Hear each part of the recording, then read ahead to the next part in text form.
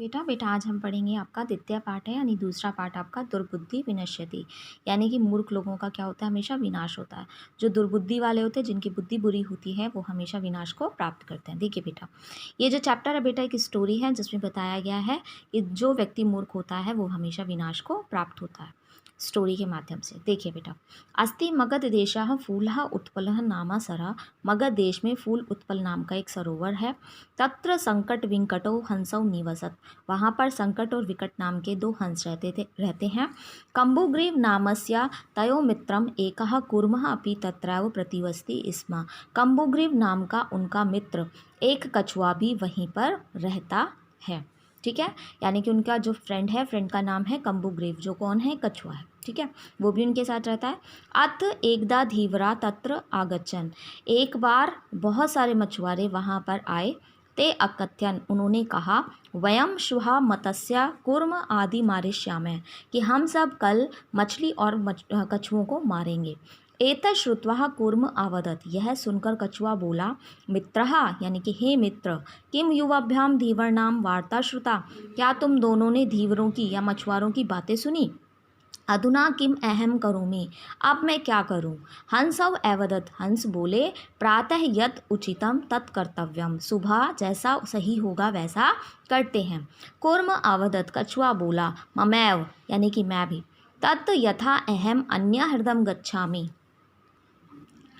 यद यथा अहम, जैसा उचित होता है या जिस प्रकार से मैं दूसरे तालाब में क्या करूं, पहुंच जाऊं। तथा कुरुतम, यानी कि वैसा ही करो जिससे कि मैं वहां पहुंच जाऊं। तो हंसव अवताम, हंस बोले, आवाम किम करवा मैं, हम दोनों क्या करें। कूर्म अवदत, कछुआ बोला, अहम युवाभ्याम सह आकाश मार्गेण अन्यत्र गंतुम इच्छामि, मैं भी तुम दोनों के साथ आकाश मार्ग से, यानी कि आकाश में उड़ता हुआ दूसरी जगह जाना चाहता हूँ। हंसव अवदताम, हंस बोले, अत्र कह उपाय, यहाँ क्या उपाय हो सकता है। कश्यप वदति, कछुआ बोला, युवाम काष्ठ दंडम एव चंचवा धार्यताम, यानी कि तुम दोनों लकड़ी के डंडे को चौसे धारण करो। अहम काष्ठ दंड मध्या अवलंब्य युव्यो पक्ष बलेन सुखेन गमिष्यामि, मैं लकड़ी के डंडे को बीच में पकड़ के तुम दोनों के पंखों के बल से सुखपूर्वक जाऊंगा।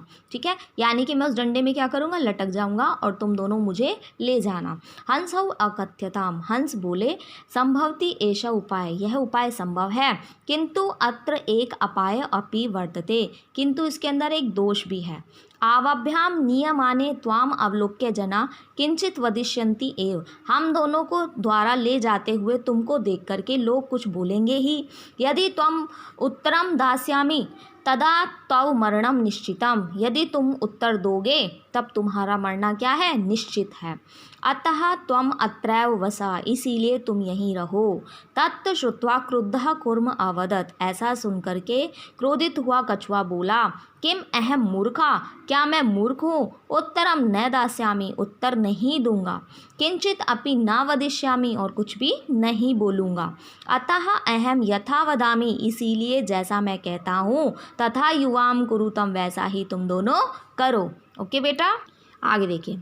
एव काष्ठ डंडे लंब मानहा कूर्म गोपाल का आपश्यन, इस प्रकार डंडे के बीच में लटका हुआ कछुए को गोपालकों ने देखा या ग्वालों ने देखा। पश्चात धावन, उसके पीछे दौड़े। आवदन च, और बोले, अहो महद आश्चर्यम, अहो कितना बड़ा आश्चर्य है, यह कैसा आश्चर्य है। हंसाभ्याम सा कुर्मो अपि उड्यते, हंसों के साथ कछुआ भी उड़ रहा है।